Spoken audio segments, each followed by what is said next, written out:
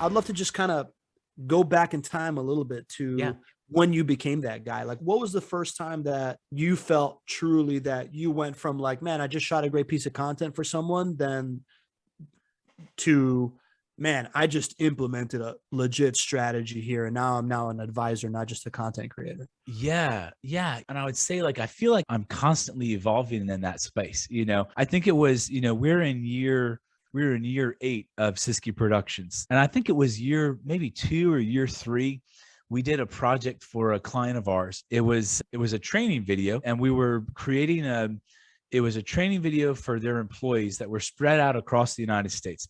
All 50 states, they had employees. They were all operating. There was probably 75% of the action that they were doing had some personal element to it. And then 25% was this process. But with the problem they were having was that everybody was executing to different levels. Confidence levels were higher and low. And so we needed to create a training video that was across the board. You're going to be rewarded or punished based on this. And this is the line: bring your personality, all these things. And what happened was, when we got into that conversation, we went and I said, all right, let's look at the script. There was no script. And I said, all right, well, let's get into talking about what makes a good employee. This. And so we probably spent 2 months with various teams, various owners and leaders in this company, gathering different ideas of how would I do this? What makes this a good employee? What makes this a good process? We came down to a script.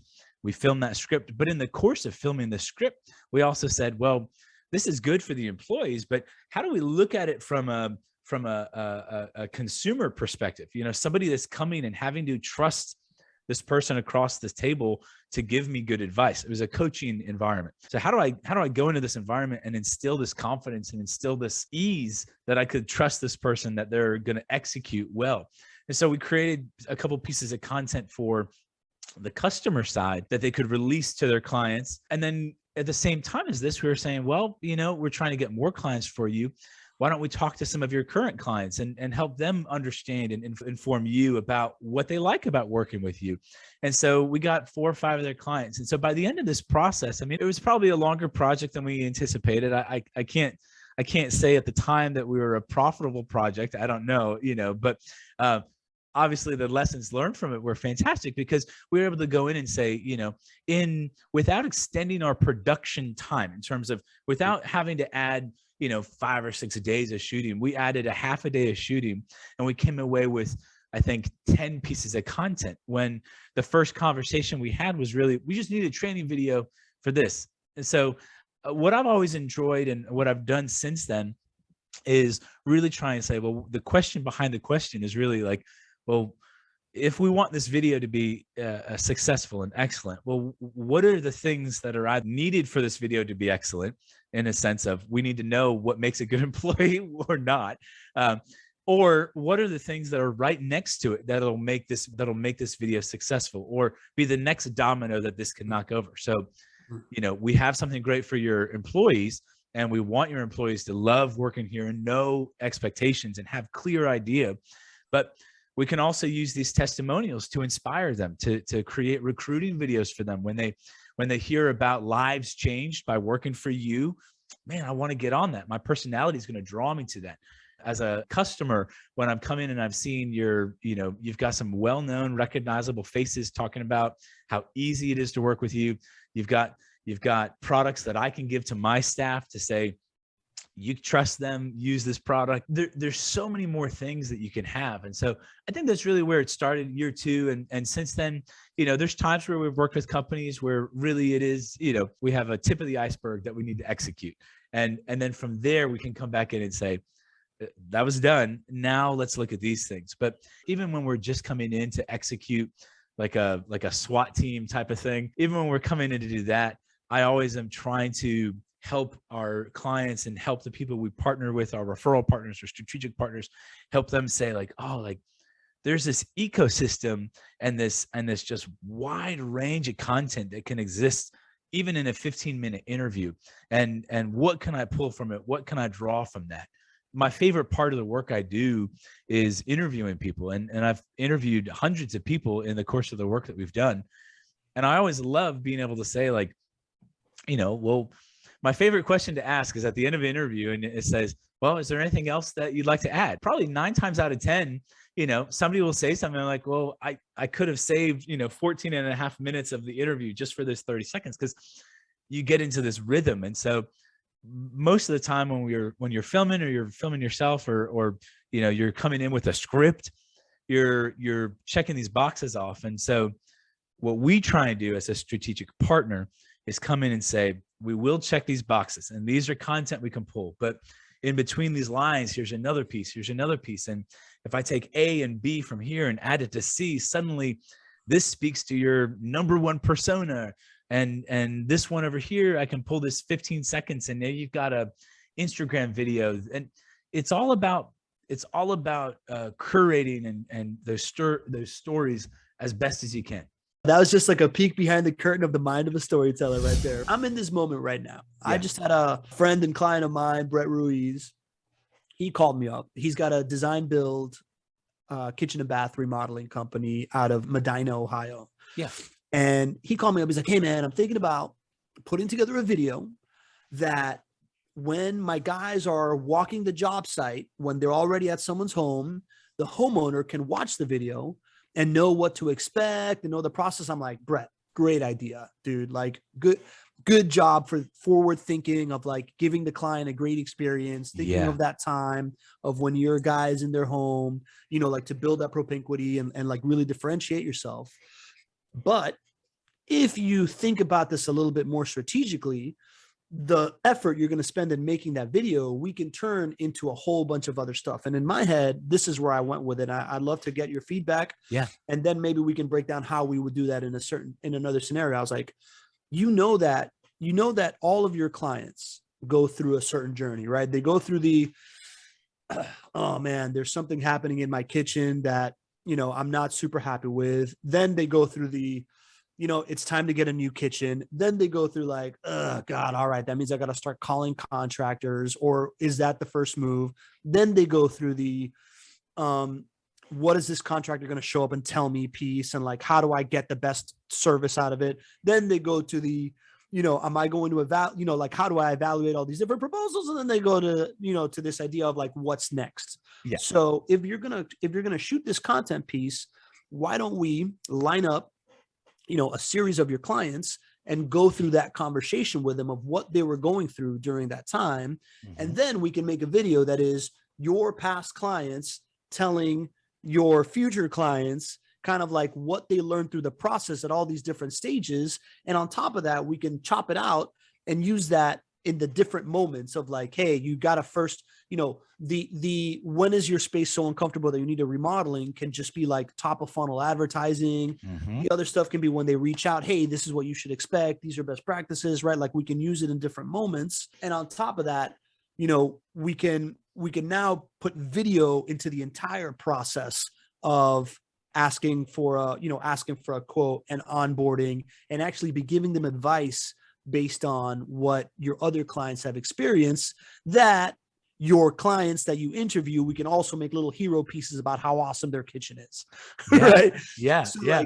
So I'm doing this at the beginning of March up in Ohio. Can't wait to see Ohio during lake effect weather. But like that was kind of the aha moment I had, that I was like, oh, I need to talk to Andrew about how he executes on this. Yeah. Is that kind of like what you're talking about, what I just illustrated? And because you really think about all of the different times and ways that somebody would interact with your brand in a moment like that, and so it's I have a problem, and so let me create content that kind of triggers the problem, like triggers hey, I know you have a problem, or these are issues that our other clients have faced. And I do agree with you, Pablo. I think testimonials are one of the absolute best ways to build relationship with your clients, because it's one, you get to see people that you can maybe relate to or connect to, and also you're hearing this hero journey, and you're not having to tell your clients, I'm a hero. Somebody else is telling them for you, But yeah, I mean, and I think the other places are like, how do I build that trust, knowing that this is a trust transaction? Someone's spending money with me. Someone's having to trust somebody come into a house. I'm having to compete against other people that may be cheaper, that maybe, you know, whatever it might be, and all the other variables that are out of my control, you know? So I think it's about where can I find ways to create content, short bite-sized pieces that can just build up that confidence in who we are. One of the other areas that you may want to consider too is that depending on how big his team is, but even doing something like a quick little video of the guys before they even go into the house. And so it can shoot a video like, hey, Joe's on his way to your house. There's a video of Joe. And, you know, some of the testimonials, if there's something tied to Joe, and it's like, hey, Joe just did this project. And that way the person who opens the door has more knowledge than the guy who's ringing it, right? They're gonna know what that guy looks like before he gets there. And so they've got that extra little bit of information, you know. That's a great call. Make a video. So by the way, this is something that we had discussed. I think it was on our onboarding call, but I also ended up talking with Brett about it, of this like idea of like, if you make a video of your team, now you as a CEO don't have to always be the face of the company. Oh yeah. In other situations, right? Like they know who's coming to their door because they've developed that propinquity based on having seen that video, right? Yeah. And I don't have to call Brett, like, you know, Billy, who's at my door, like he has as much expertise and I have the confidence in his expertise as Brett, you know? And that way, if Brett ever does get involved, it actually adds another layer of this, like, oh man, like I'm either super special because now I've got these other layers, or it's this, you know, okay, I'm talking to this, it's gotten, you know, up the ladder as needed, you know. But yeah, I mean, I think that's one of the best ways to go about it, you know. And then if you think about too, the things that are the other areas, the next layer of that would be, well, what are the things that somebody's like, before they make a decision to completely redo their kitchen, are there things that Brett and his team can say, like, all right, hey, maybe you're not ready for a full remodel, but here's some things you can do to improve the quality of your kitchen, or here's some at-home things. You know, anybody can YouTube, but the problem is there's so many things on YouTube that you got to wade through. Like, how do I pick a good sink, or how do I, you know, from a design perspective, how do I even match these things? And I'm probably paying somebody I want an expert to come in to make it look as pretty as it does on all Pinterest. But if there's content that they can create that's sharing some of that design expertise, or some of the DIY little things that can prepare those clients and prep them, suddenly you're reaching to your customer journey before they've even started. You're kind of planting the seeds that eventually they're going to be somebody. And if they're not,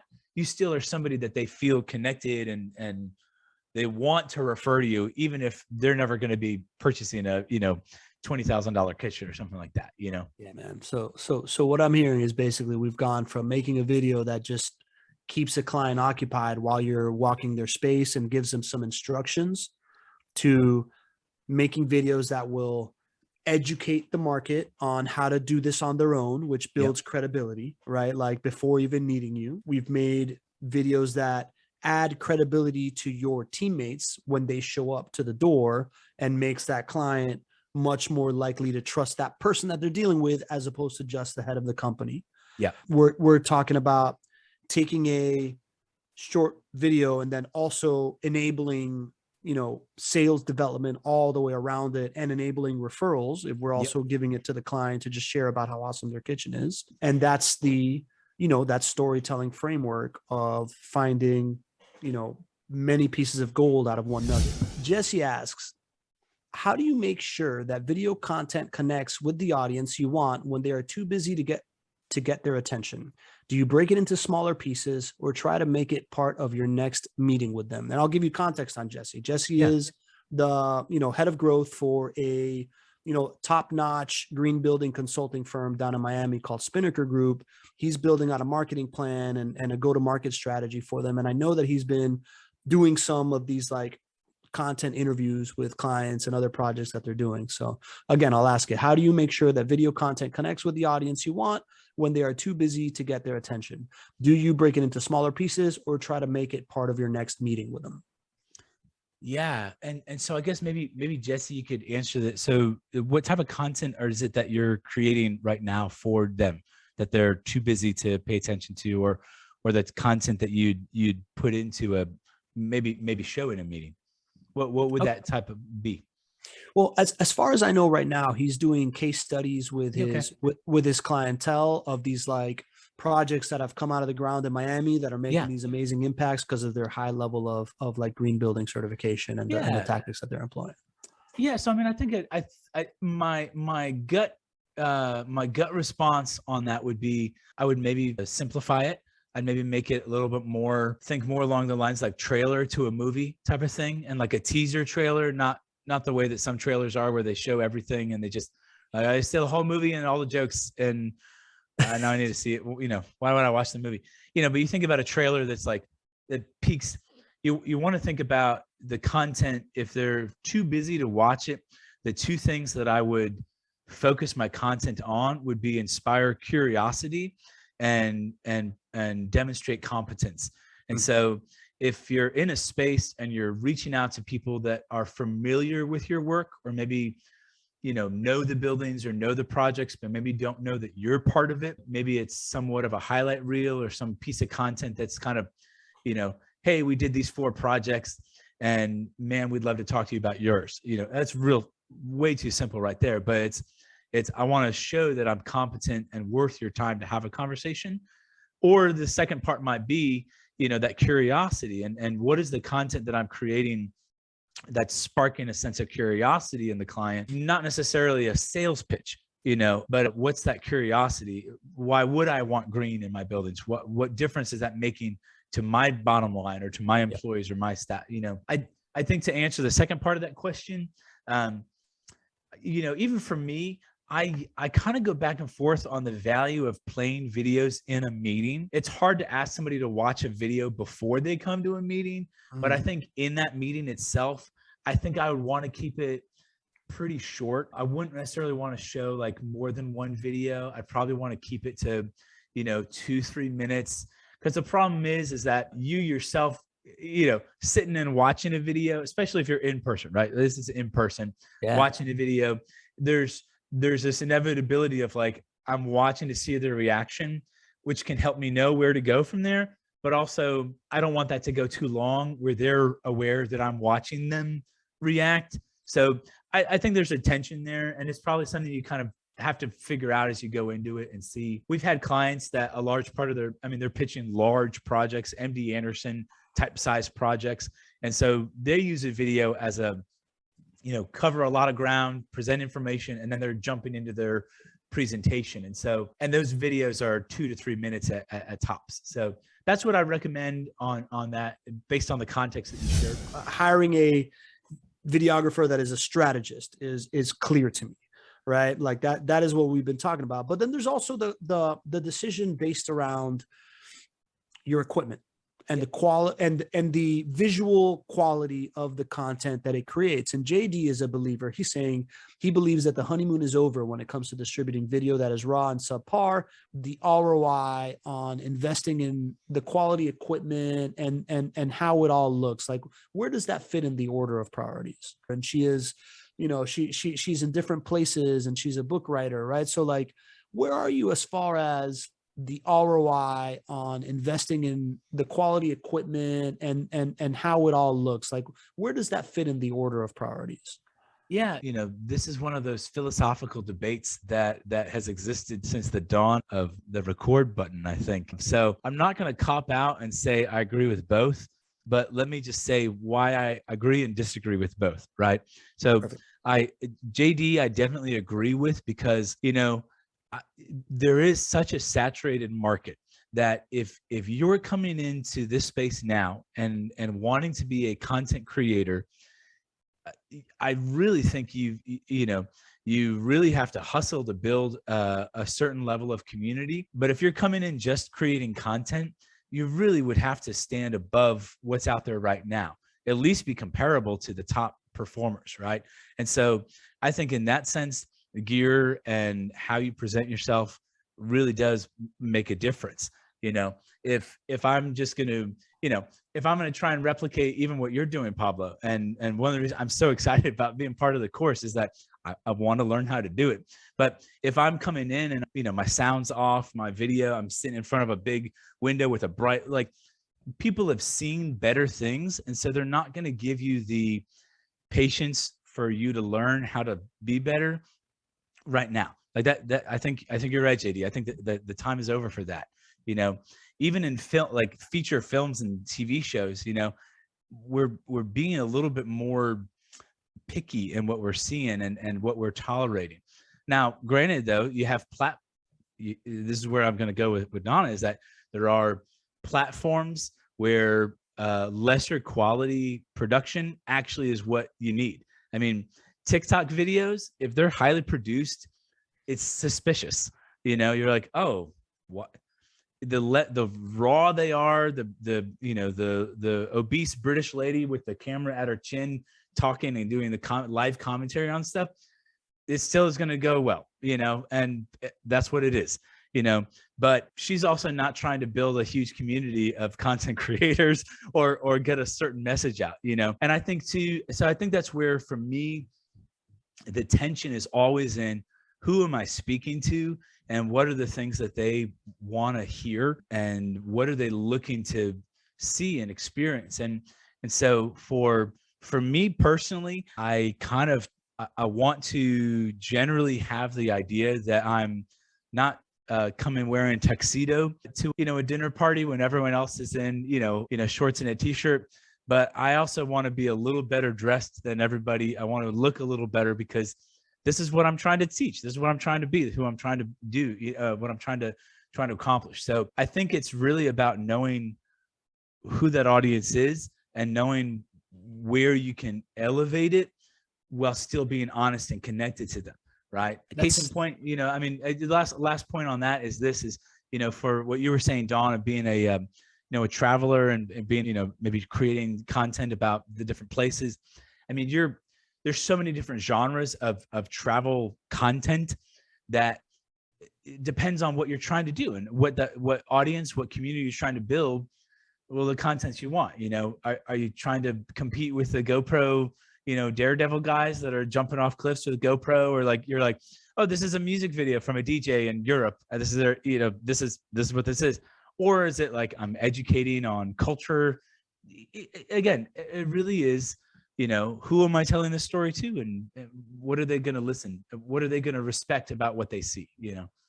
Yeah, that's good. That's really good context. So just FYI, Dawn is a writer on like really heavy issues, but she is nomadic in her lifestyle, right? Okay, like great. It's not, okay, great. But so I like how you contextualize it to dress code, right? Because I know that if I show up to a tuxedo just about anywhere in Jacksonville, I'm going to be a laughing stock, right?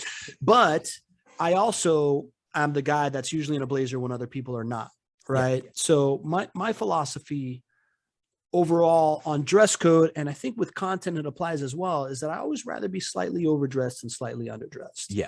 And the slightly underdressed guy, and even the guy in flip-flops and a t-shirt at a tuxedo party, if you're the smartest guy in the room or smartest woman in the room, you're still going to be able to hold court, right? It's just going to take you it's going to be a little bit harder to do so. And if you show up looking really sharply dressed, it's going to be a little bit easier to get, you know, to get that buy-in and get your point across. And I never thought about that with content, but it makes a lot of sense, because I've made a lot of shitty looking content, right? Like, and to JD's point, maybe the time is up for that, right? Like I've been experimenting with content now for a long time, and it served me well.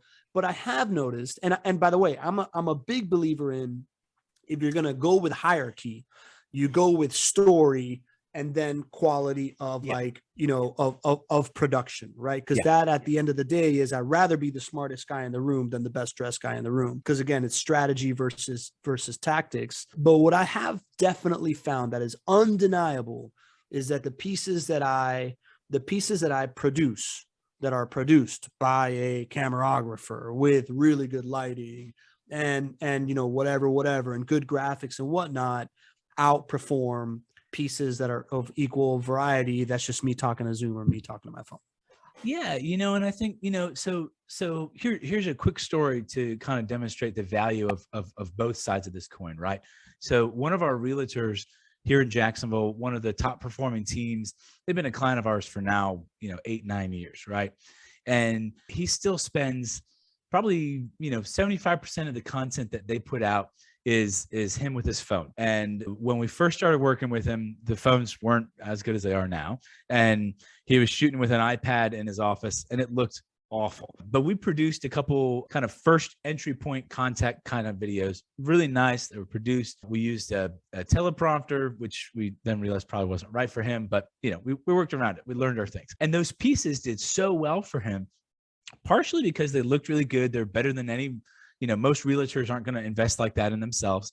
Yeah. But then also the next video they got was a personalized message from him where the quality wasn't that great, but it made it feel so much more intimate. This is somebody that's speaking directly to me. There's this level of connection where if we had produced all of those videos in that same kind of tone, that same look, the same feel, it may have lost some of that. And so you have to be real careful with that. Obviously, that's a tension line that you walk. But when you think about the type of content that you create for your company, it doesn't all need to be a certain look, I don't even think it has to be a certain standard. You have to have standards, but it didn't have to stay a certain standard the entire time. And what we found for him was that he actually had, he'd get really great open rates on that first email, that nicely produced video. And then whatever that action step that he had in that direct, intimate one-on-one video, he had a huge click-through rate on whatever that was, sign up for my newsletter, whatever it was. It wasn't always like finish this watch. It wasn't always the open rates, but the action people responded to, because here he was, I'm looking right at you, I'm talking to you. So I don't know. I think it's really important when you consider that, when we're talking about the dynamics of it, like it's important that you consider what that looks like and how your audience is responding to it and receiving it. But I also think I don't think you have to back yourself into a corner to always have to have the top tier gear. I also think you don't want to ignore it completely, thinking that your story is going to be powerful enough to cut through all of the other obstacles you're putting in your listeners' way by having poor audio and visuals, Got it. And just to kind of put a button on that point, I'd like to move through this really, really quickly and then get more into strategy, right? But I think as far as equipment goes, for somebody nomadic like Don, you're a high quality iPhone, one of these little things one of these like stands that can also be a selfie stick, and a couple of Lav Max mics that you plug into your iPhone with a ring light, and you're golden. It's really kind of like the size of your toothbrush, and a couple bars of soap, and you're going to be able to like greatly elevate that, right? Oh yeah. No need for more than that.